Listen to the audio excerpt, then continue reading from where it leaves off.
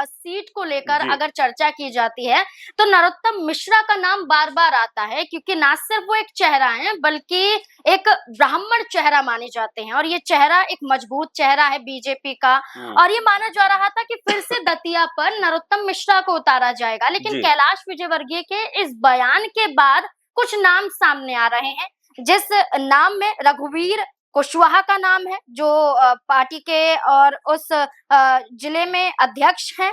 वहीं राम नरेश यादव का नाम आ रहा है, जो जिला पंचायत सदस्य हैं दतिया से।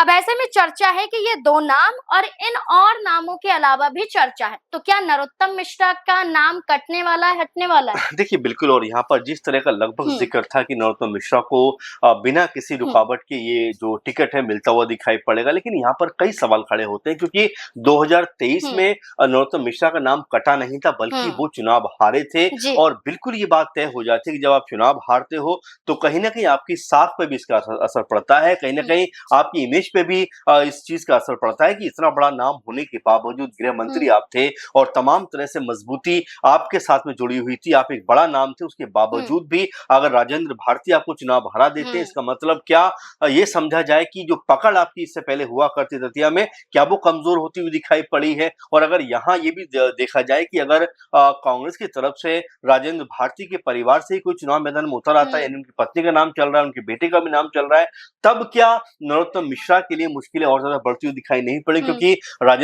जो भारती हैं, उन्होंने हुँ, उनको चुनाव हराया। तो बिल्कुल यहाँ पे नरोत्तम मिश्रा को लेकर ये कह देना कि भई उनके नाम पर अंतिम मोहर लग गई है, ये कोई ज़रूरी नहीं है। हुँ, और कैलाश विजयवर्गीय चूँकि वरिष्ठ और बड़े नेता माने जाते हैं बीजेपी के, और अगर उन्होंने ये बात कही है, तो हुँ, बिल्कुल इसमें कोई दो राय की बात नहीं है कि हो सकता है कुछ अन्य नामों पे भी यहाँ पर विचार किया जा रहा हो। हुँ, ये क्यों है? क्योंकि आप देखेंगे कि जब राज्यसभा का चुनाव हो रहा हुँ, था, बीजेपी ने शुरुआत में 2 चेहरे उतारे थे, हुँ, लेकिन उसके बाद में कैलाश विजयवर्गीय का बयान आया था कि बीजेपी तीसरा भी अपना प्रत्याशी उतार कर सकती सकती है। है। और आपको याद होगा कि इसके बाद बीजेपी ने अपना तीसरा प्रत्याशी उतार दिया। हुँ, यानी कि कैलाश विजयवर्गीय के बयान को हम हल्के ढंग में नहीं ले हुँ, सकते, क्योंकि बड़े कद के नेता हैं। अगर उन्होंने ये बात कही है कि ज़रूरी नहीं है कि हुँ, नरोत्तम मिश्रा का ही नाम हो, हुँ। कुछ और नाम भी चल रहे हैं, तो हो सकता है कि यहाँ पर कई नाम और